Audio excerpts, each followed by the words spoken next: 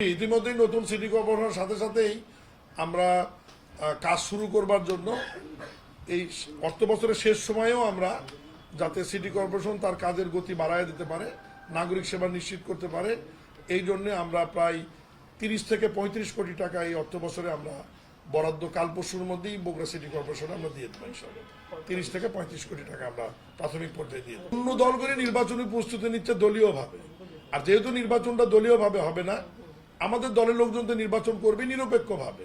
তা আমাদের তো বিএনপি বৃহৎ একটি রাজনৈতিক দল, আমরা যে কোনো সময় আন্দোলনের প্রস্তুতি থাকে, আমাদের নির্বাচনের প্রস্তুতি থাকে, ভোটের প্রস্তুতি থাকে। আমাদের জন্য নতুন করে প্রস্তুতি নেওয়ার কিছু নাই।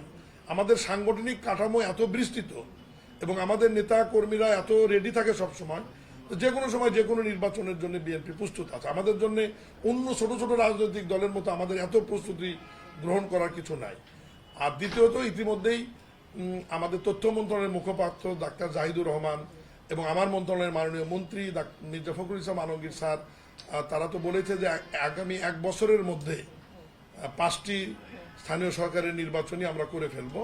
তো ওই সময়ের মধ্যে হয়তো আগে পরে যেভাবেই হোক এই 13টি সিটি কর্পোরেশন নির্বাচন হবে। নির্বাচন আসলে বর্ষা মৌসুমের পরেই শুরু করার সম্ভাবনাটা বেশি, আমি এটা ব্যক্তিগতভাবে মনে করি।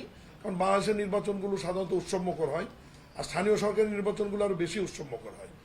আর আরেকটা জিনিস আপনাদেরকে বুঝতে হবে যে এই সমস্ত নির্বাচন করতে গেলে অনেক ব্যয়ের ব্যাপার আছে, অর্থ খরচের ব্যাপার আছে। আগামী বাজেটে যেটি এই যে জুনে যে বাজেট 27-28 অর্থ বছরের যে বাজেট যেটি জুনে পার্লামেন্টে আসবে এবং যে বাজেটটি অনুমোদন বা পাস হবে, ওই বাজেটে তো এই 5টি নির্বাচনের জন্য আমাদের টাকা রাখতে হবে। ইউনিয়ন পরিষদ, পৌরসভা, উপজেলা, জেলা পরিষদ এবং সিটি কর্পোরেশন। বাজেট ইতিমধ্যেই নির্বাচন কমিশনকে আমরা চিঠি দিয়েছি যে এই সমস্ত নির্বাচনে তাদের ব্যয় কত হবে।